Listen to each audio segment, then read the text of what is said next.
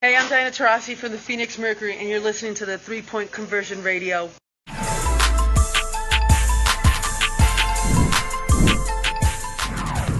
right, thanks for joining us, guys. We're going to start on Zoom with Jeff Metcalf and then Alex Simon. This is for Diana. Can you just kind of go over the decision to play, how you felt, and then particularly what you were able to get done in the latter stages of the game? Yeah, obviously you want to be out there with your teammates, and we've had such a grind of a season, and against New York, I was just not ready to play, and the decision was, can I help? And if I can help in any capacity, I was going to try to play today. So we let it kind of just hang out for a couple days, and today I felt a little bit better, and that was my mindset. If I could do anything to help, whatever it was, I was going to play today. So it worked out pretty well for us. We'll go to Alex Simon and then Mark Carlisle. Hello, everyone. This is for Skylar. The two players to your right have done this now 4 times, with these winning a first round and a second round to get to the semifinals. It seemed like today you got that first taste and even felt some exhaustion from it. Just how difficult has this been to do? And I guess, does that give any more appreciation to what the two to your right have been able to do now 4 times here? Yeah, well, I came to Phoenix for a reason, and that was to play with these two. This is my first series. I've been in the league for 9 years.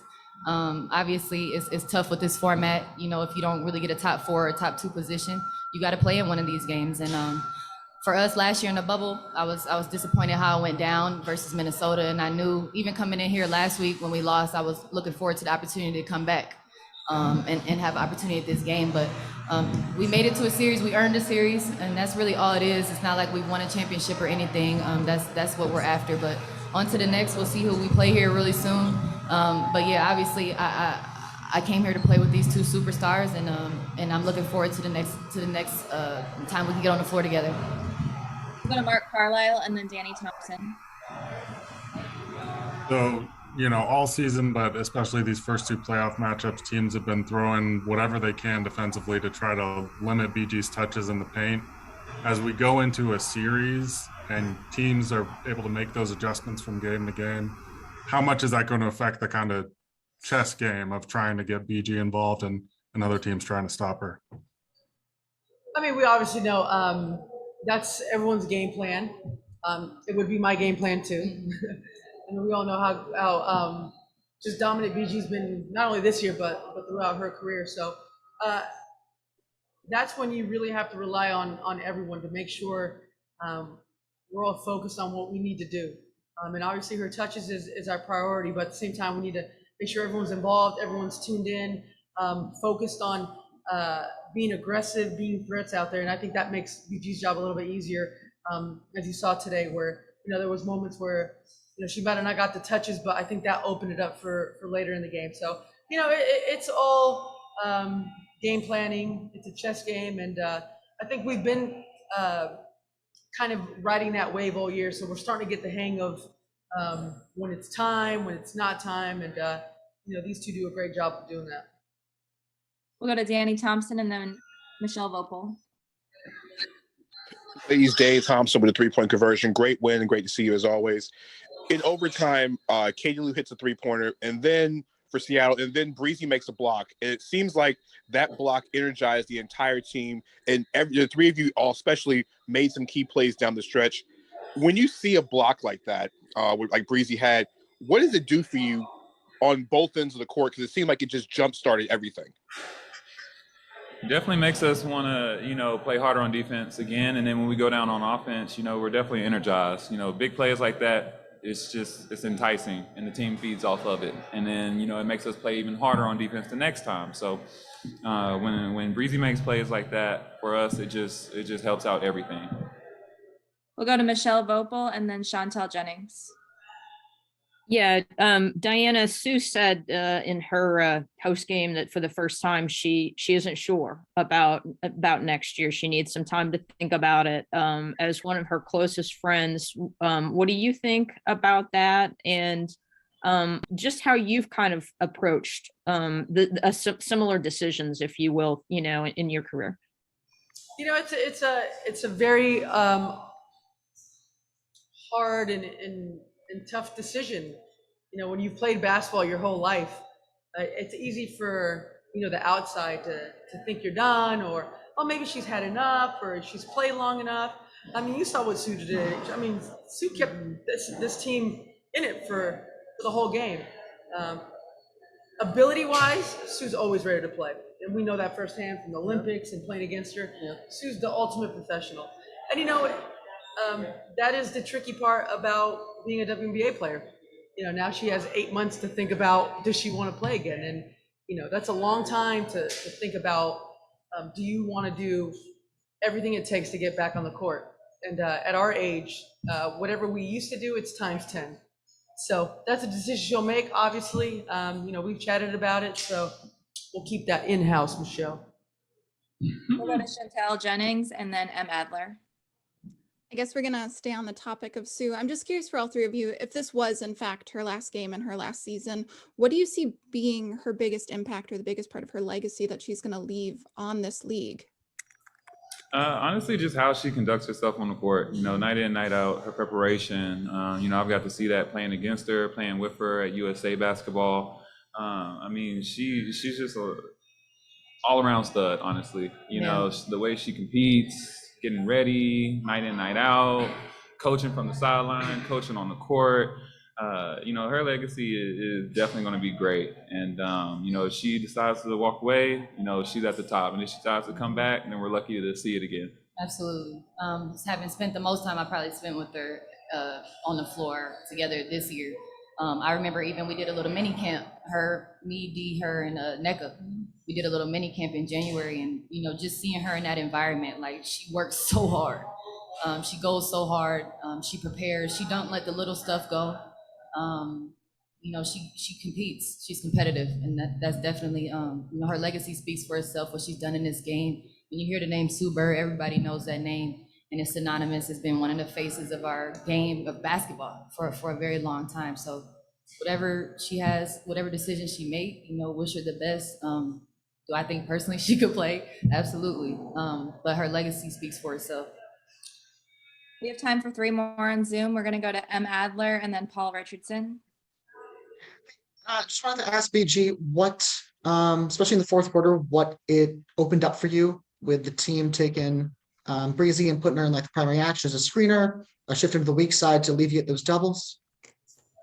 Yeah, I mean, the fourth quarter just started working. You know, we were just moving and looking for the best shot possible. And, you know, my teammates, they got me the ball in good positions. You know, I did my work, got down low, and we were able to make it work. So honestly, it just opened up. You know, you just got to stay with the game. And that's literally what happened in the fourth quarter, honestly. Just didn't want to go home, not ready to go home. Thank you.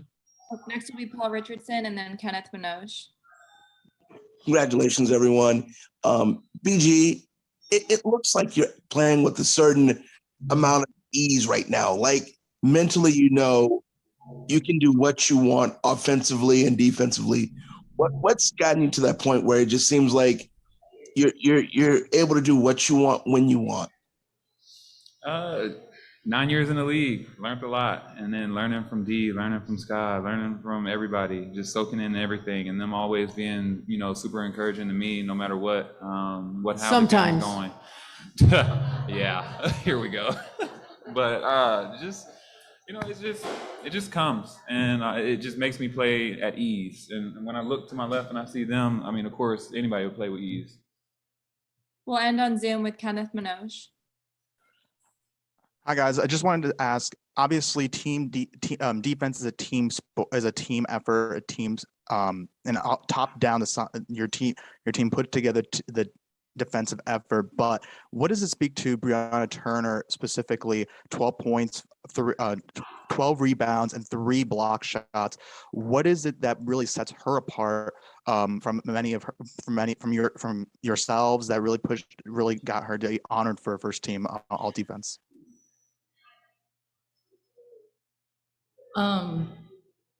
She's so active.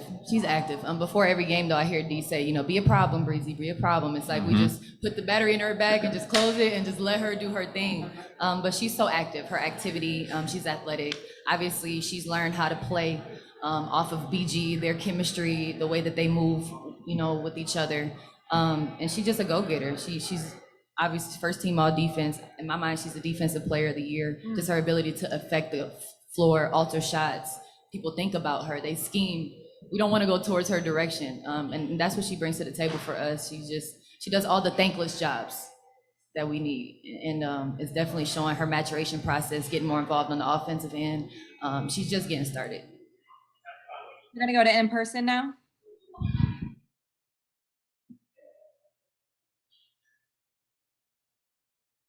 Any in-person questions?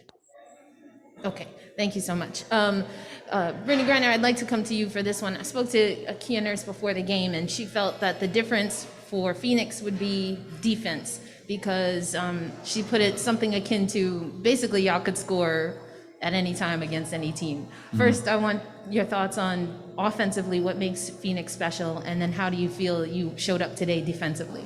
Any given night, anybody on this team can put up numbers, and I think that's what makes it hard. You can take away one, two things. You can't take away everything, and we have players that are going to step up and do whatever we need to do, whatever they need to do that night, so we can get that win. Honestly, and then just defensively, we have Breezy. Like anything we need her to do, go get 20 boards, lock down this person, don't let them get their high. And she just does it. No questions asked. She just goes and do it. And I think that's what sets us apart. We got her, and then just like I said, every night, any one of us, it could just go off. Diana, for you, asked Sue Bird about the jersey swap. She said that was something pre-planned. Can you talk to us a little bit about that? And then also I wanted to know if you had a comment from Chantel's question about if this is her last season, and your thoughts on that. Yeah, when we played so long, you never know if you're ever going to get the opportunity to do that again. So, we just took advantage. We were going to do it last week, but I didn't travel. So today seemed fitting. And on the other question, I think when you hear the word Sue, a winner, just a winner in all facets of life. Obviously basketball, we know what she's done. But what she's been able to do off the court, I think in the last 2-3 years, pushing certain things that she holds very valuable to herself. Those are the things that people are going to remember about her. We know what she did on the court. Great point guard, great leader, unselfish. I've learned so much from being around her, and all those things I'll take with me, and I'll try to pass them down, because she's the ultimate winner and the most unselfish person I've ever been around. Diana, this is the 6th playoff series between you and Seattle. You guys got them in 2017. They obviously got you in 2018. Now you guys win today. Just talk about the rivalry between Seattle and Phoenix. People keep wanting to make rivalries. They're here. These teams with a lot of history, a lot of winning history, these rivalries are here. And we know they're here. We know when we walk in this building, it's a different type of energy. They want to beat us, and we want to beat them. And that's healthy, I think, for our game, for the WNBA, for these organizations wanting to beat each other every year. I think that makes things more interesting, and I'm sure it won't be the last time we see them. Obviously, Stu is going to get better, and this team is going to be here for a long time, and hopefully we are too. Thank you. Thank you, guys. Thank you.